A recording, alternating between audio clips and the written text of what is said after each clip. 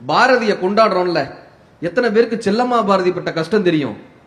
காந்தியடிகளை கொண்டாடுறோம், எத்தனை பேருக்கு கஸ்தூரிபாய் அம்மையார் பட்ட கஷ்டம் தெரியும்? பாரதி ஒரு தடவை சென்னையில் இருக்கிற ஒரு ஜூவுக்கு போறாரு. அங்க அந்த கூண்டுக்குள்ள சிங்கம் இருக்கு. நம்மால் என்ன தெரியுமா பண்றாரு? கூண்டுக்குள்ள கைய விட்டு சிங்கத்தோட வாழை பிடிச்சி இழுத்து, நீ காட்டுக்கு ராஜா, நான் பாட்டுக்கு ராஜா, வா 2 பேரும் கை கொடுக்குவோன்னு கேட்கறதுக்கு நமக்கு அப்படி கூஸ் பம்ப்ஸ் ஆகுது இல்ல?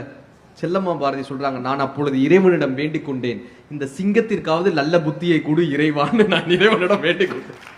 சார், கவிஞருடைய கவிதையை படிக்கிறது, கை தட்டுறது ரொம்ப ரொம்ப சந்தோஷமா இருக்கும். பேச்சாளர்களை மேடையில வச்சு பாக்குறது ரொம்ப சந்தோஷம். எங்க வீட்டுல வந்து கேட்டு பாருங்க, அவருக்கு ஒன்னும் பேச தெரியாதுவாங்க.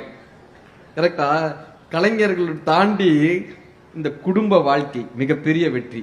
பிசினஸ் லைஃப், பர்சனல் லைஃப், தனி மனித வாழ்க்கையில் நம்ம எவ்வளவு தூரம் சந்தோஷமா இருக்கோம். நம்மை சுற்றி இருக்கக்கூடிய இந்த உலகத்திற்கு நாம் எத்தனை தூரம் பயனுள்ளவர்களாக இருந்திருக்கோம். இன்னைக்கு சொல்லிட்டு